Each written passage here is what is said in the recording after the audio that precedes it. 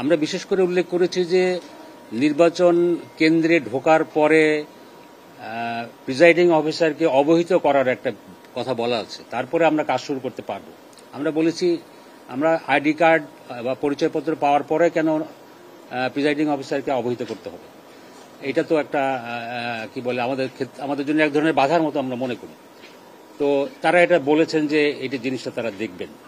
এবং আরেকটা আমরা বলেছি যে কেন্দ্রে 10 মিনিট বেশি থাকা যাবে না কেন্দ্রে বা কক্ষে, ভোট কক্ষে। তারা বলছিলেন যে কখনো কখনো কোনো কোনো কেন্দ্রের কোনো কোনো কক্ষের মানে খুব ছোট থাকে, বেশি লোক অ্যাকোমোডেট করা যায় না, সেই কারণে এটা করতে হয়েছে। তার মানে এই না, তিনি বলছেন যে যদি এরকম কোনো পরিস্থিতি হয় একেবারে যে তো একটা টাইম দেওয়া উচিত যাতে আমরা বেশিক্ষণ ওখানে আমরা মানে না থাকি, সেটা নিরুৎসাহিত করার জন্য টাইমটা দেওয়া হয়েছে।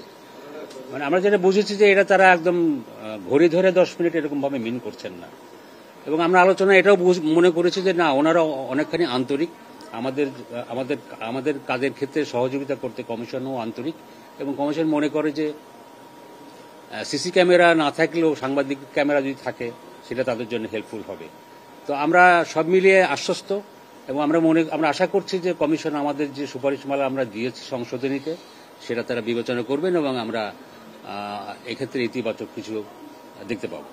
Thank you. আমার মনে হয় যে ধরেন যদি স্বাভাবিক সময় থাকে তাহলে আমাদের তো সরাসরি সম্প্রচার আমরা না করলেও পারি পক্ষ থেকে। আমাদেরও কিন্তু একটু দায়িত্বশীল হওয়া দরকার। আমরা যাতে এমন কোনো কিছু না করি যাতে ভোট গ্রহণ প্রক্রিয়াটা কার্যক্রমটা নষ্ট হয়।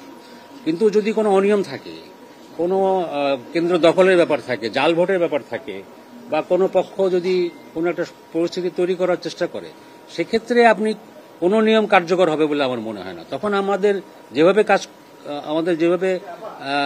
আমাদের দায়িত্ব পালন করার দরকার আমরা সেটা করতে পারবো, সেটাও আমরা কমিশনকে বলেছি। আর দেখেন কোনো সমস্যা তৈরি হলে কিন্তু এই সমস্ত নীতিমালার মধ্যে কিন্তু অনেক সময় আমাদের পক্ষে থাকা সম্ভব হবে না, এটা আমরা ওনাদেরকে ইনফর্ম করেছি।